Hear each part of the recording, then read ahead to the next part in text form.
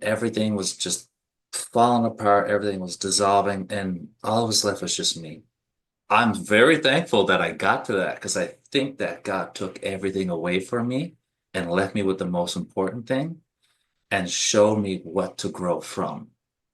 Show me the foundation, show me the soil where everything is going to flourish. And so I was just like, okay, like my soul is my soil. It's the foundation of my being where everything's going to grow from. So you're what's valuable.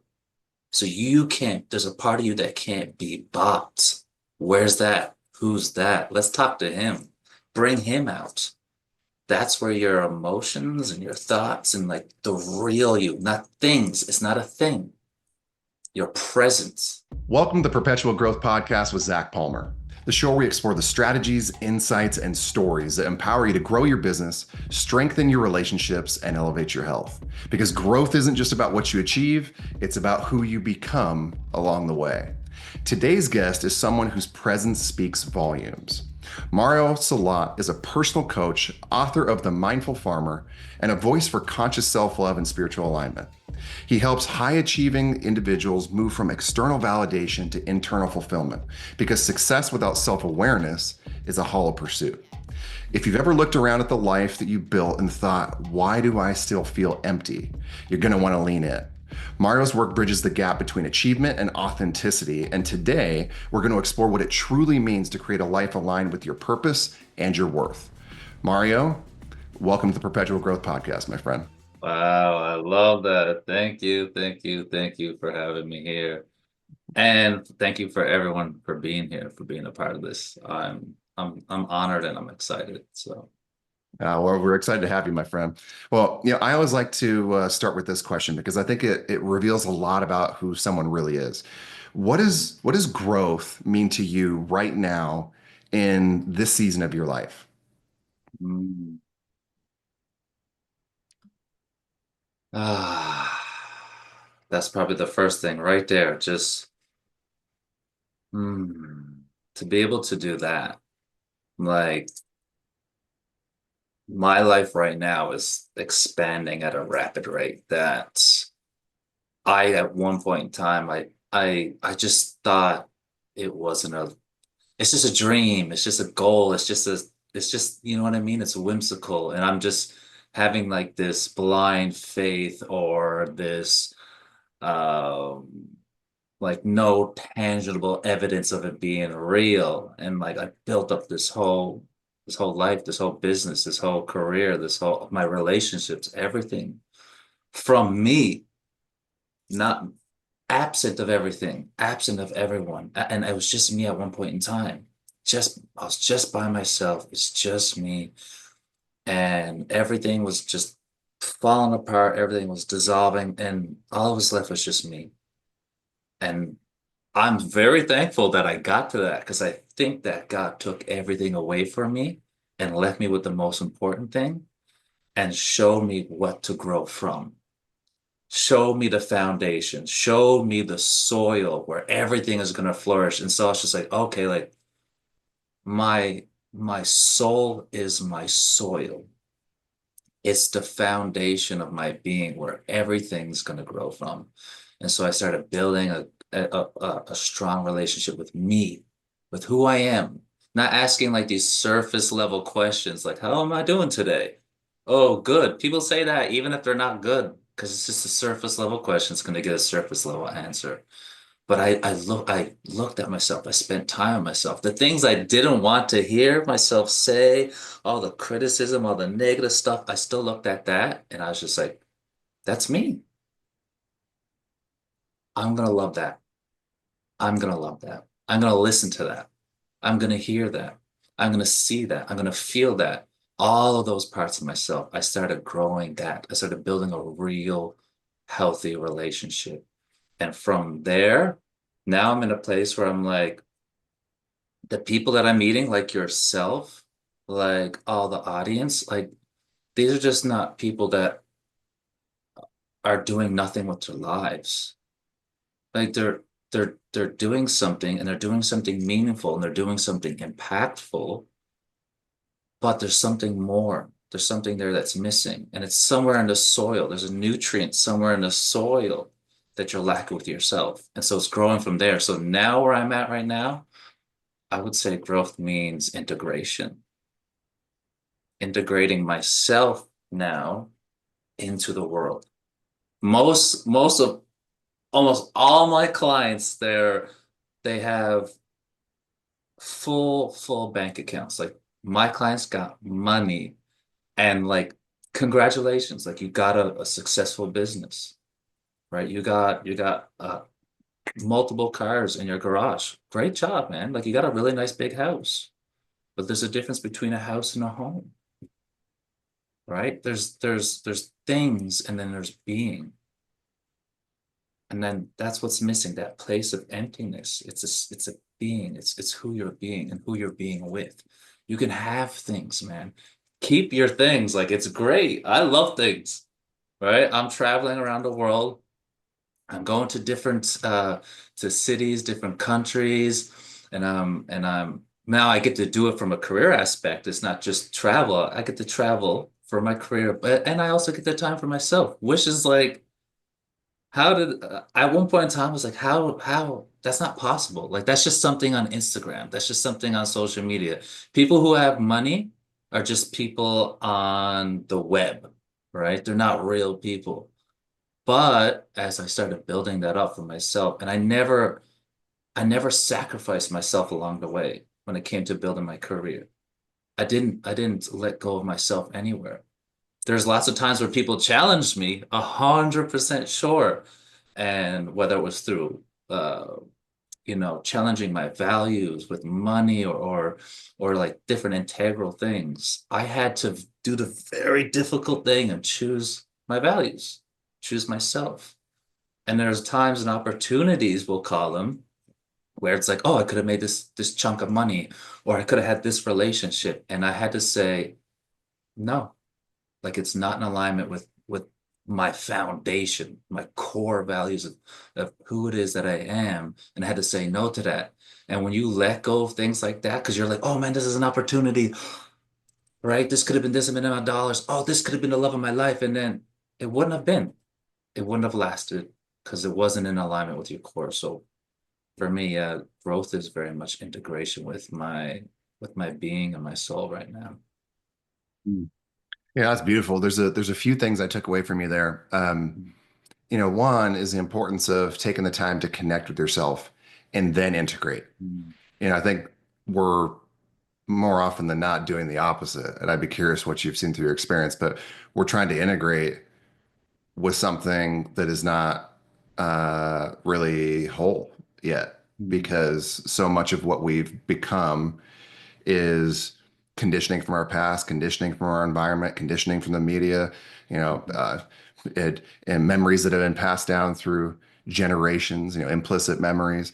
And not many people take that time to take a step back and really consider who they are. And it's interesting because I literally was just working through this with my coach last week. And he's like, "Who are you?"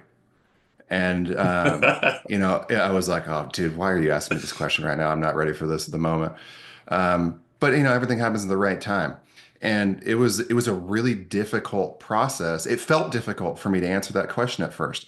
And I had to marinate on it for a while. I was just out on my daily walks and I would just sit, leave the music off and process that question and allow statements to flow through me. And it became so much more energizing when you create that space um, to really ask a great question and listen for the answers. And one thing that you said that, the way I heard it, um, and would word it is also practicing radical acceptance of who you are, the good, the bad, and the ugly. And that I find fascinating. And I'd love to explore with you, Mert, because so often we try to bury those voices or reframe them, which I think is still a very powerful and necessary technique. But I would love to hear more of your perspective on it. And like you talked about hitting a low point in your life, and my brain immediately goes to, rock bottom kind of thing. Um, and then taking the time to explore who you are and fall in love with yourself. And I'm curious, like, what does that journey look like from a high level? Where do you start with your clients? Um, so talk a little bit about that, both the radical acceptance piece, and that's probably a component of this journey, and then what that journey looks like when you're working with a client. Like, I have to imagine by now you've identified some pretty consistent patterns that you see in individuals. And because of it, you've been able to create really powerful frameworks to get the results that you want. And I want to hear more about what that looks like too. I mean, how people's lives are transforming because of the work that you do. Mm. I'm so excited. This is what I do. This is what I do. I don't miss. This is I love saying this analogy. Everything that I've ever been through, and I've been through a lot, and I'm just gonna let's just make the presumption that you've also been through a lot. I don't know what it was, but I guarantee is more than one thing. Must be more than two. If it's like me, it's a lot. And it's more than I can just throw a number out. It's a lot. But I'm here right now, and I'm looking you right in your eyes, Zach, and everyone else that's watching this right now. And I made it. I'm here right now. So I don't lose. I have 100% success rate at overcoming every obstacle, every challenge that I don't lose. There's the idea.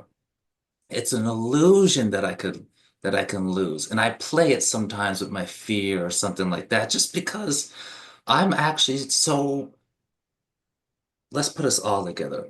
We are so powerful that we get the luxury of pretending like we're not. That's a game that we're playing. Like we can lose, like we can fail or something like that. You're here now. Even if you're going through something now, there's no way what you're going through is bigger than the accumulation of everything you've been through. So even by sheer size, what's it going to do to you? Nothing. So whatever you're going through right now, and whatever I'm going through right now, you're going to go through it because you're going through it. It's the act that you're going through it. You're not stopping in front of it and then being like, oh, do I want to go through this? No, you're already going through it, right? And so there's going to be the other side. And when you get to the other side, you become stronger, you become more confident, you become more loving, you become more open, you become whatever it is that you're going through to experience a part of yourself. And if you didn't have that resistance, whatever you're going through, I don't know if you go to the gym, but I do. And if I didn't have the weights, the resistance of the weights, then I wouldn't have a reasoning to be stronger. I wouldn't have a reasoning to pull out my power out of my beingness.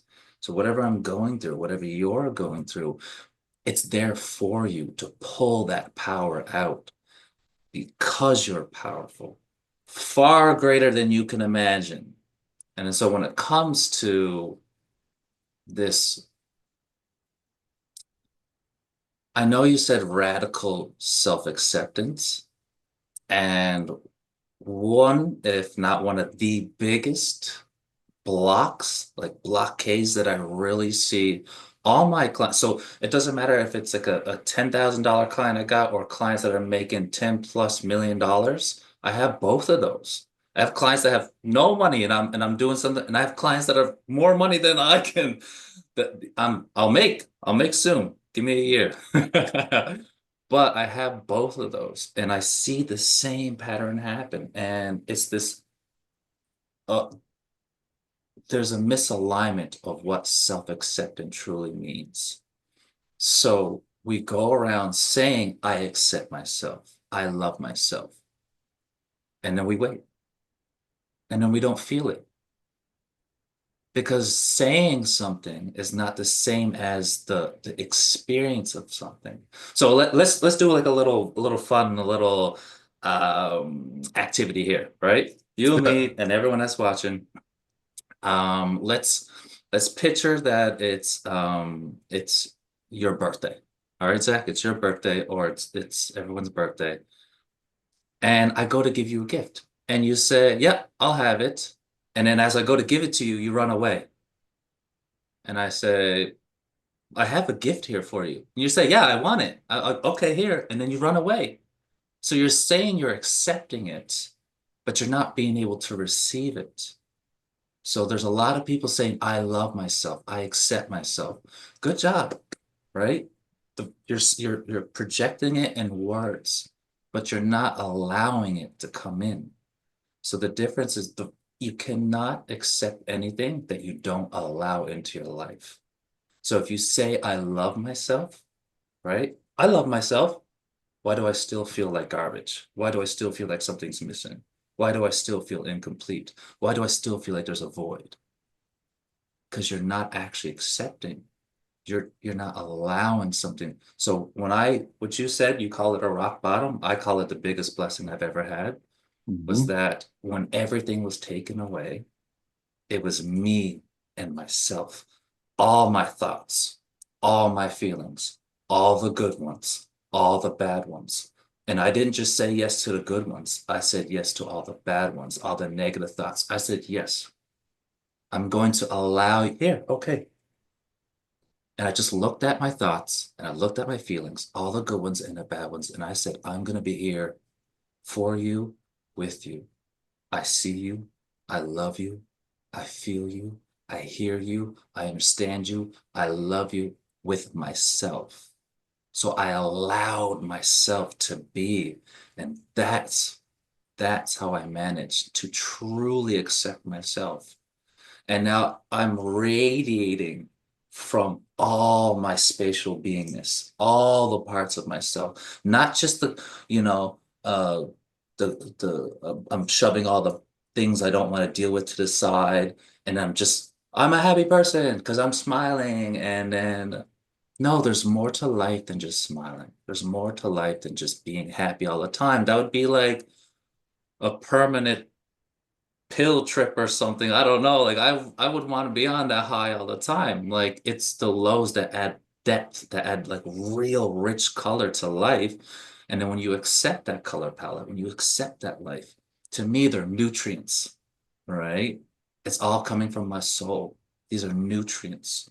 And I'm fertilizing my life. I'm fertilizing my inner fulfillment. That's why I came up with this whole book in the first place, was that there was a space inside me that was empty, that was missing, that was void. And I started filling it up with nutrients. These experiences, these thoughts, these feelings that I had, I accepted all of me because I allowed all of me. And I see that with my broke clients, and I see it with the uber rich clients. We're saying that we accept ourselves, but we're not allowing the full embodiment of all of ourselves and being. Yeah, there's so much to extract from that. Yeah, thank you for sharing all of that. Um, a few things you said that I really like you talk about the idea of losing as an illusion. And I love it because it's so true. I mean, the reality is if you're still here and you're still alive, you're in the game. I mean, Still the way I game look at it, on. it's like, yeah, dude, I mean, you got unfinished business. It's like, otherwise, God would have made the determination it's time for you to get off this freaking planet. So, Mm, yeah, while it might feel like the end of the world because of the present challenges that you're facing, you're also right. When we look back in retrospect, there's been countless challenges, stories, obstacles, things that we've gone through. And growth, I mean, we're on the Perpetual Growth podcast. Growth is a byproduct of breaking through resistance. Like mm, growth doesn't just happen as some smooth, easy process. It's like one of my old mentors who talked about the success loop. It's like you hit this level of success and then things go backwards and they drop down and you got that next level to break through, but then you springboard back up and you're up a couple more levels and then it's like back down, and things like that in life are cyclical. Maybe your business is crushing it, but now your relationships are hurting, or maybe it's your mm, health. So I love that, just that perspective of losing is really an illusion. You're just facing that next level of resistance. And frankly, if anything, it's an opportunity to create a springboard into what's next and becoming even more familiar with yourself. And then also what's interesting too is when you talk about acceptance and self-love, and it's one thing to vocalize it, but it's another thing to internalize it, experience it, believe it. And you're saying you have to allow it to come in because you can't accept anything that you aren't allowing into your life, which can again go back to every aspect of the lives being health, business, relationships. It's like you can desire it, you can see it, but if there's some part of you that doesn't believe it, it's going to create unconscious patterns of self-sabotage, disbelief, inactivity, when whatever that thing is. You know, and you talk about there's nothing left but you and being able to really receive it and accept it. And the biggest thing I took from that is what people have to do is create that space for themselves. And I don't think most people do. We get so stuck in the busyness of life. And I mean, I know for me, that was one of the hardest things, and particularly the masculine. Like masculine energy is the Yeah. purpose-driven driver, right? And we are Yeah. conditioned to be that way.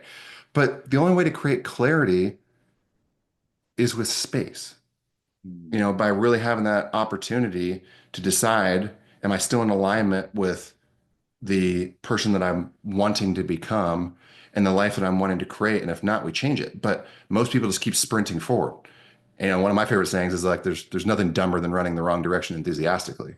And it's like, just because you've done something one way for so long doesn't mean you can't take the fork in the road, right? Mm. So one of my big questions for you is, how do you create that space? And then how do you shift from something that is said to really creating the experience in a way where you can begin to believe it and accept it? Because this is so important. And I mean, I cannot express this enough. Like, given 10 years ago, if I was having this conversation with you, I'd be like, oh, that's woo woo. This is a whole bunch of fluff and stuff. And now at this stage of life and experience, um, my spiritual being is growing more and more. My relationship with God is growing more and more. My beliefs in the universe and interconnectedness of every living being and thing, one is scientifically validated, but two, you can feel these differences. So, I would just love your thoughts on creating that space. And then, how do you begin the process of accepting and then shaping maybe what's next?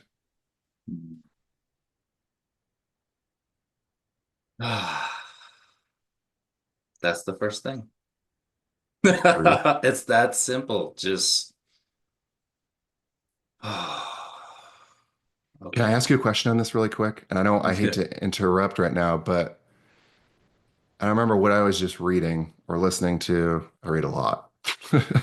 But this was one thing that was just discussed, and I was literally practicing it before this call. And I'll be totally vulnerable, transparent. For lately, for whatever reason, I've been feeling a lot of anxiety, which is not common with me. And I mean, it can be just by natural character trait, but the the suggestion was when you're starting to feel that anxiety, some people are going to feel it more in their head, some more in their chest, some in the pit of their stomach. Maybe it's going to show up in low back pain. Maybe it's down in your sacrum. Like, doesn't matter. But when you become aware of the emotion and where it's showing up in the body, breathing into that space and creating that freedom. Um, Talk more about, A, the breath, but then B, how does this transcend into the actual acceptance, the practice, the embodiment? I get so excited. Excuse me. I get so excited about this because I know exactly who I'm talking to. I'm literally having a conversation with myself. None of my clients aren't me.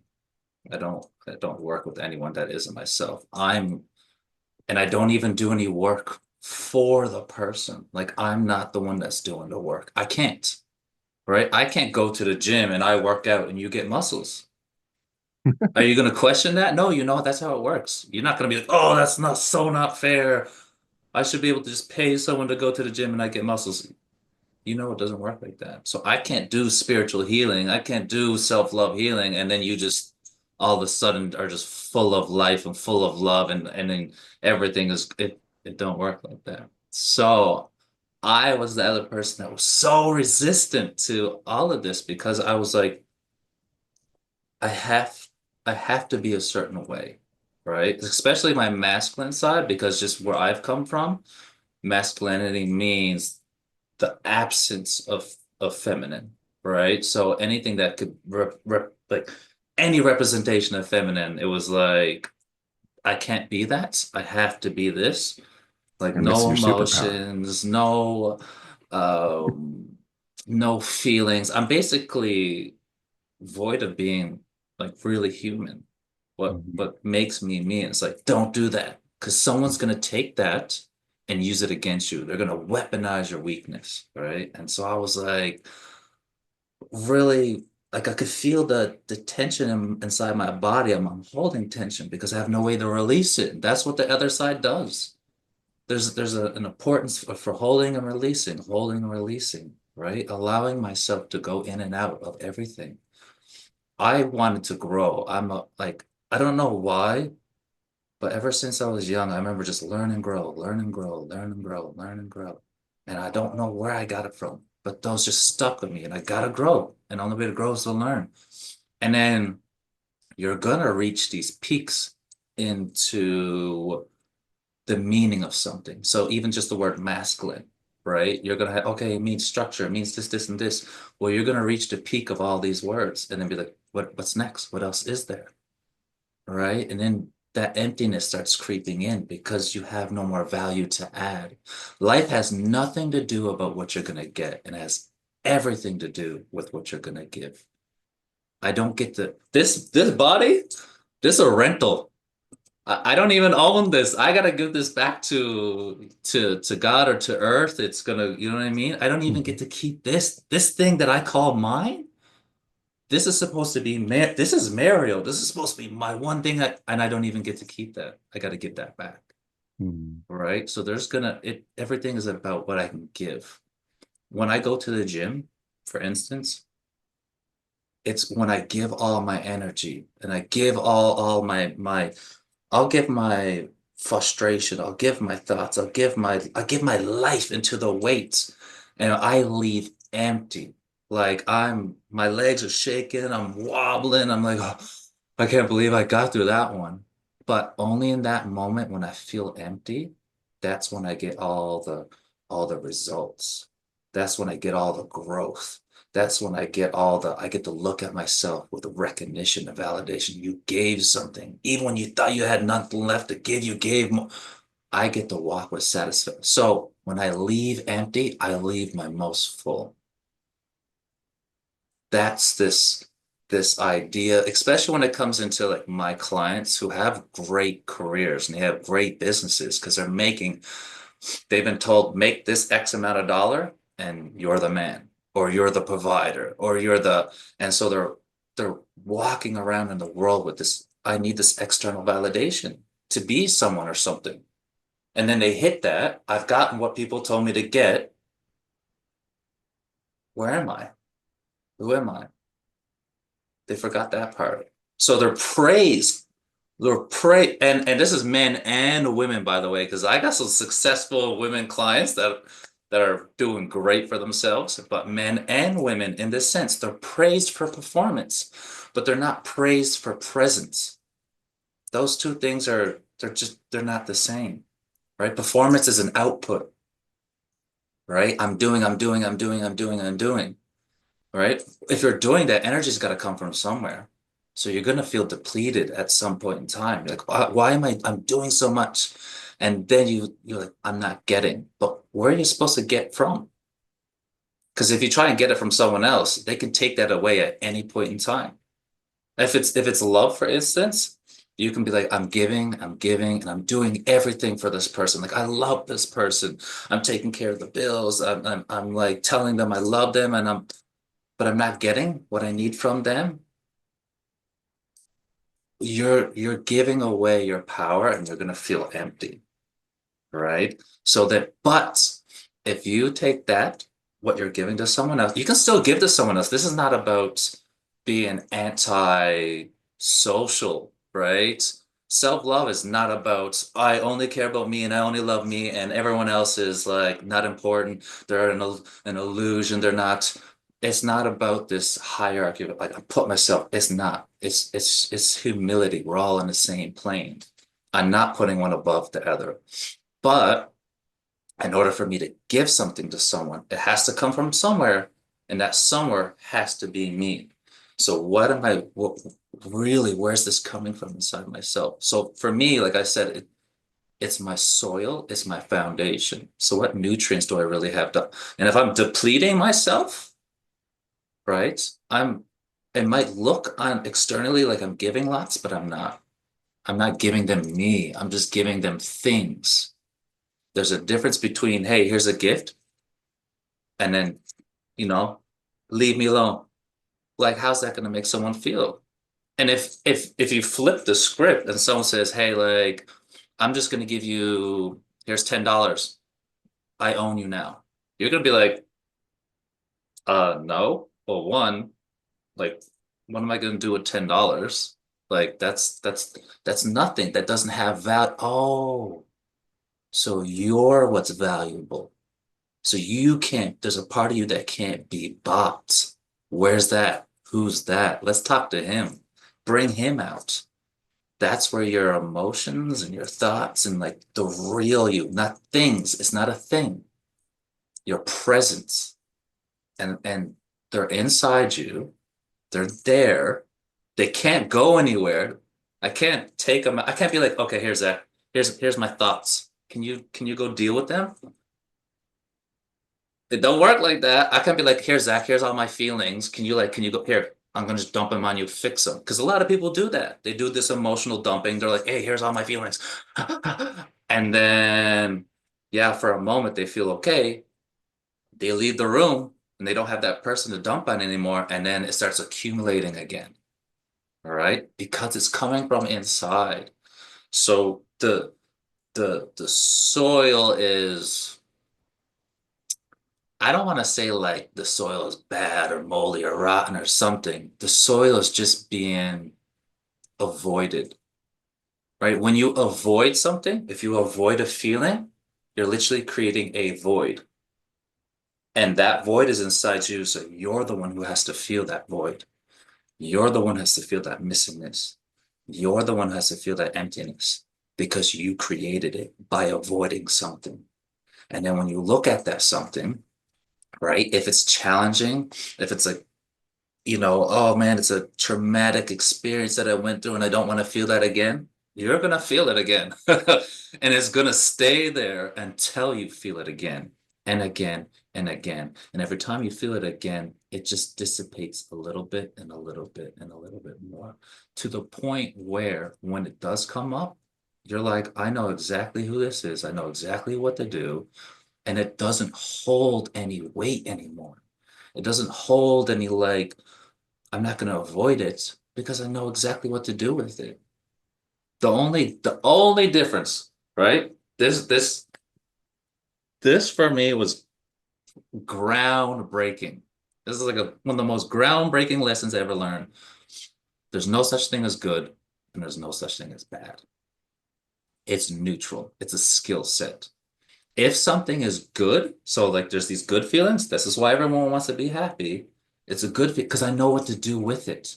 Happiness, I know what to do with happiness. Sure, give me all the happiness. But then if it's like, oh, I went through something when I was younger and it's painful, well, you didn't know what to do with it back then. And so you just suppressed it somewhere and you didn't learn over the years to still what to do with it. So it's still there. So it's only negative because the skill set's not there. You haven't learned what to do with that. I had to get rid. My clients, I tell this to them all the time. Look, don't get rid of all your money. Don't just throw away all the materials. You don't have to go that far. You don't need to hit this rock bottom. You don't need to do that, right? You can start right now where you're at. You can have the external success and you can match it with internal fulfillment. That's literally why I created this book, because it seems to be this like pandemic of internal lackingness, and but people have things. Like Hmm. even the people that are, we'll say broke, they got things. That's the issue. There's no thing management there. The people that got a lot of things, they're just really good at managing things. And the people who don't have as many things, they're not as well as at managing those things. But no one's taking the time, or like you said, creating the space to create this internal management, this being, this presence with themselves. And then when you do that, you become better at it. In the beginning, it wasn't so fun when I was doing it. It wasn't, I was tears. I was in pain. I felt like my chest was being ripped out. I was like, I don't have money. How am I supposed to be a supportive man? I'm not everything that was supposed to make me, give my identity strength, taken away, destroyed. You have no identity. I'm going to take that away from you, God said. And I'm going to leave you with the most important thing that you could ever have. That's you. And we're going to build something from that. And then as I was doing it, I had to learn how to do it. I had to go through all, even my childhood things, like those suck. They don't now. And when they come up, I'm just so good at managing them. It's like they don't exist anymore. They do come up from Yeah. time to time. I'll think of something, like my brain would be like, hey, remember that one time this, you know, you're, I don't want to go too deep, but like my mom's, I didn't have a father. He left me. So I got abandonment issues that I used to have. And the men that were with her, they used to beat her and abuse me at the same time. So I had to go through those. I had been abused again and again mentally. But every time I switched the story up a little bit, right? I wasn't a victim of it. I started becoming a victim. I started changing it and what it meant to me. Now I'm like, thank you for doing all that stuff. Like I can't, I walk into a room unchangeable. I don't look for the seat. I'm not like, okay, where's my seat? I'm like, I'm me, no matter what room I'm in, because I know me. That doesn't change anymore, right? And the knowing comes from allowing me, all of me. There's lots of people who say I know myself, and like clients are usually because they're in the more masculine state, so they're more successful. They think they know themselves, but they don't know all of themselves because they don't allow all of themselves. That's a different ball game. So being praised for performance versus being praised for presence, and the difference between building an empire and building intimacy, that changes everything. You can have success, but it's not the same thing that got you success externally. It's not the same thing that's gonna build that internal fulfillment. Mhm. Yeah. I mean, success without fulfillment is the ultimate failure. And I love what you said too, like in the moment when you feel empty is when you get the results. Like when you leave empty, you also leave the most full. And by acknowledging the emotion, allowing it to flow through you, when you acknowledge it, especially if it's a negative one, you disempower it. It's like you get the thing that you feed the most. Um, Can I I add one thing? yeah, yeah. There's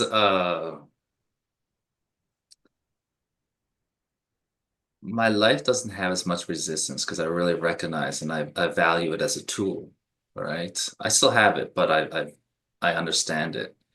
And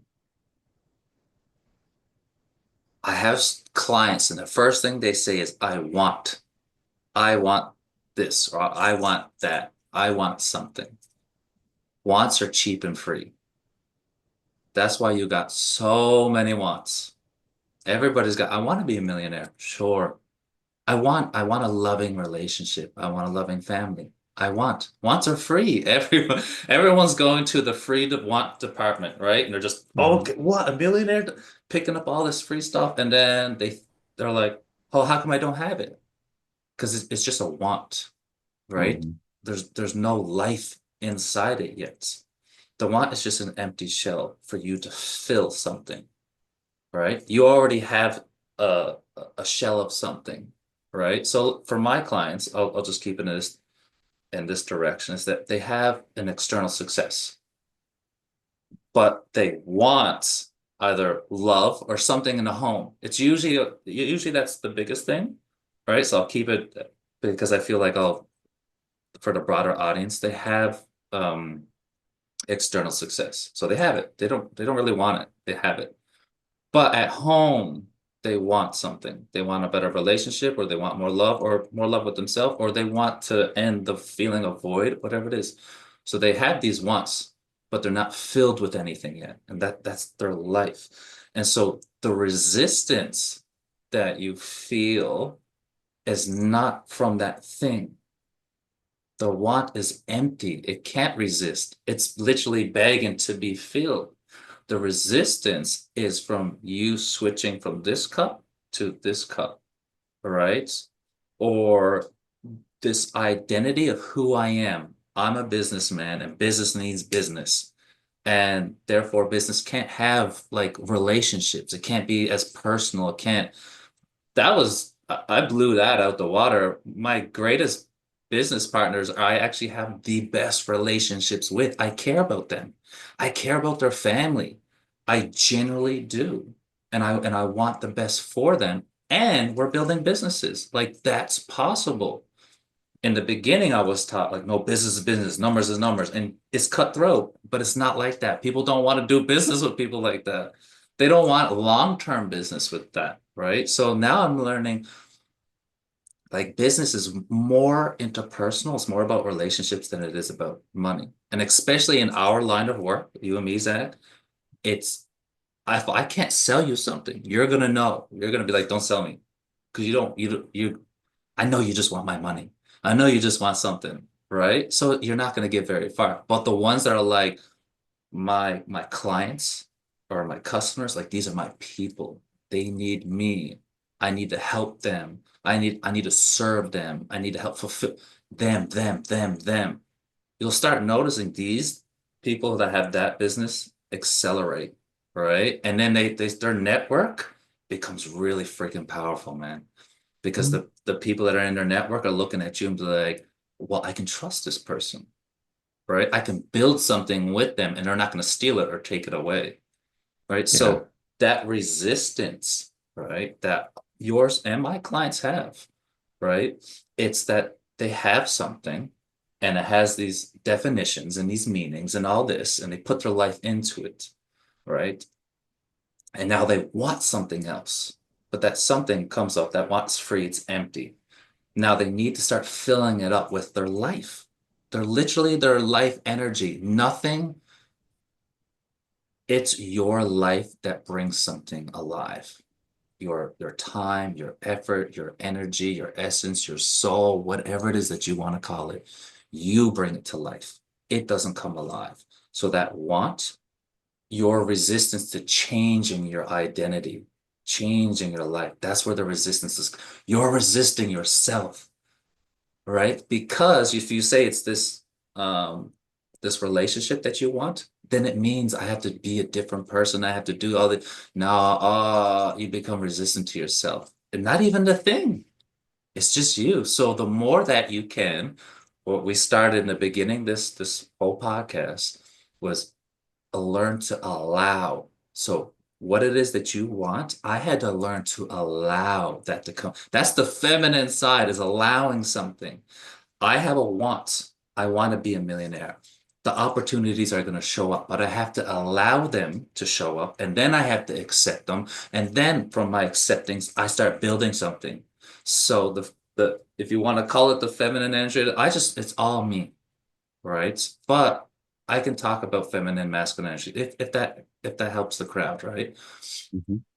That feminine energy is not being, you're basically, I'm being submissive to the life that I want.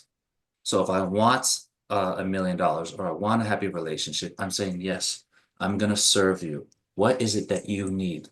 What is it that you need, $1 million? What is it that you need, healthy, loving relationship? And it's going to say, well, I need this, this, and this. Now it's your job to serve those needs. And when you serve those needs, you then expand into that new life. Yeah, oh, that's beautiful. Um, I love that, Mario. I mean, there's so many great takes, and I'm actually going to come back to some of my big takeaways in just a second.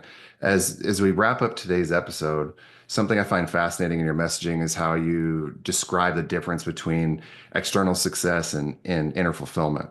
And for the high achievers listening who might not even realize they're living disconnected from their truth, in like 60 seconds, how can they begin to recognize when they're succeeding outwardly but starving inwardly? Oh, they already know. They Mm, already know. There's not a not knowing. There's just a mhm. resistance to that knowing. You just Gotcha. think that you can force your way through something. So Yeah. there's a you think that if I keep focusing on the external, right, then I can ignore the internal. But you can't avoid your feelings. They're a part of you. I can't avoid if I cut my arm, I can't avoid bleeding. Like it's a part of me. So are my emotions. That's it. That's how this thing works. So Mhm, there's a feeling of emptiness. There's a feeling of somewhere unsuccessfulness, a feeling of some kind of something is somewhere is saying it's something's not right, and I mhm, want it to change. Right? So this is not about honoring the identity of being masculine or feminine. This is about honoring yourself. Are you going to choose yourself? Or are you going to choose this identity that someone else gave you? And then the moment that you say, well, I don't care what other people think of me. I don't care if I meet like I'm the most masculine or I'm the most feminine or whatever. I care about me. Who's me? What does me need? And I start listening to that, and me is going to say, well, I need a little bit of connection, or I need a little bit more support, or I need a little, whatever it is. I don't know until I'm with the client. We figure that out mhm, in person, right? mhm, But with just here right now, you already know there's already a feeling inside you that you're ignoring, and it's nagging at you. And it's you nagging at you because you need it. And it's you offering something to yourself. You have to just allow it, right? Let it come up. It's going to be uncomfortable. Great. Great. Lean into that uncomfortability. This is where the success is really going to start building. This is where you actually are going to get fulfilled because you're filling something, right? There's a void and emptiness, and we're going to fill that up with you. So they already know, right? It just starts with allowing it, accepting it, and let's move from there. And we can do that together, right? Yeah, no, I love that. A few big takeaways I had from you today. The importance of connecting with yourself, then integrating. Again, not the other way around. Like we can't force through it. We've got to go internal first and then leverage the power of that, allow the power of that energy to flow through you. Like you said, it's your life force that brings things alive. Pour that energy into your wants and learn to allow those opportunities to come into your life. And I think that's a beautiful, beautiful illustration. Now, this conversation with you, Mario, it's a great reminder that our greatest achievements mean nothing if they're not aligned with who we truly are. So if you resonated to our audience with anything that Mario shared, whether it's the pressure to perform, the fear of being judged, the quiet ache of disconnection, anything that you're feeling internally, know this: there's a better way. And Mario's proof that fulfillment is found in chasing more, not in found in chasing more. It's found in coming home to yourself. Mario, where can our audience best connect with you? I believe you mentioned there's something, a resource you'd like to be able to share with them. What was that? Absolutely. I have a free gift that I would love, Amazing. and I humbly give. All right. What I do, I always say I'm just gonna leave the gift on the table, right? And if you pick it up and you use it, great. Then you're ready for it. It's meant Mhm. for you. If not, also great. I'm full. I get to Yeah. walk into every room full, like radiating myself. I'm not empty anymore. And if anything ever does come up, I know exactly what to do. Like I'm good. So I do have a book that I'm coming out with Thursday. The book is called The Mindful Farmer: How to Grow Your Inner Tree of Fulfillment. And this is it's less of a book and more of a mirror. I don't do the work for people, but I've done the work myself and I know how to get there. I have a 100% success rate. I know I'm the living embodiment of results. And so I just put that into a book, a guide. So it's there, The Mindful Farmer, How to Grow Your Industry of Fulfillment. Now, as a gift, I'll just give here, just a little introduction. It's a free chapter, right? Just go to mariosilot.ca/the free chapter and just start somewhere with yourself. It's not words. Like this is not a book of words. It's a book of life. It's my life that I've put into something that you can mirror to get yourself the results. That's all that is. And if you want to start right now, if you think you're ready, then this is my gift to you. And I'm here and I'm waiting and I'm home. So let's go home together. Let's walk together. That's amazing, my friend. Thank you for that gift. And again, to our listeners, you can find him at the gift, The Mindful Farmer, How to Grow Your Inner Tree of Fulfillment, and that free first chapter at mariosilot.ca/the free chapter. And I'll make sure that we also include that link in the show notes so nobody has to dig or search for anything. And if this episode spoke to you, share it with somebody who's been silently asking the same questions, or leave us a 5-star review so we can reach even more people on their growth journey. This is the Perpetual Growth Podcast, and I'm your host, Zac Palmer. Remember, growth doesn't happen by chance, it happens by choice. We'll see you next time.